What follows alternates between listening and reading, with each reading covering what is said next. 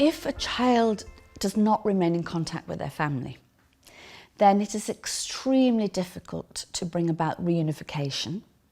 And again, then they feel this total loss of belonging,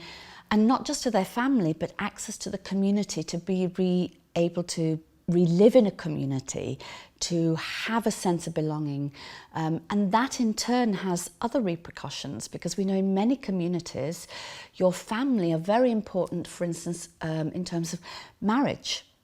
in terms of finding employment, in terms of feeling a sense of belonging. And therefore, if your ties with your family and your original identity are broken, then all of these can be totally lost to children who've gone through an alternative care process. We've really got to be very careful about keeping siblings together in care, because again, you know, we separate siblings, which is in contravention of the guidelines for the alternative care of children. And that again is this disattachment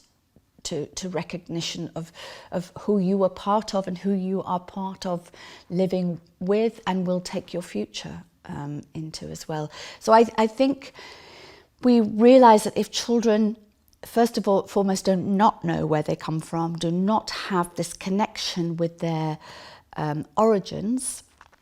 and therefore realise that that is part of their identity, then everything that comes after can be really seriously impacted. First and foremost, I think states have a responsibility to identify, recognise, and also respond to the right of a child's right to identity. And in that case, they should definitely put in place legislation that would ensure this right is not contravened, and that all children have a right to retain their identity in the first instance, but for those children whose identity may have been removed, that they have a right to have that information and knowledge. But we can't have legislation without practice, and very often this is where we find the gap is. So it's very important to invest, both states and civil society organisations, and particularly care providers, that they have a good child protection system that first and foremost doesn't contravene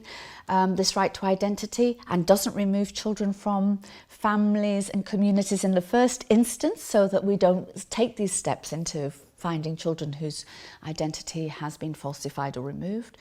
But most importantly, whilst they're in care, that practitioners are skilled, trained, informed, knowledgeable, and know how to implement the legislation and the policies and the statutory guidance that should be issued by the state,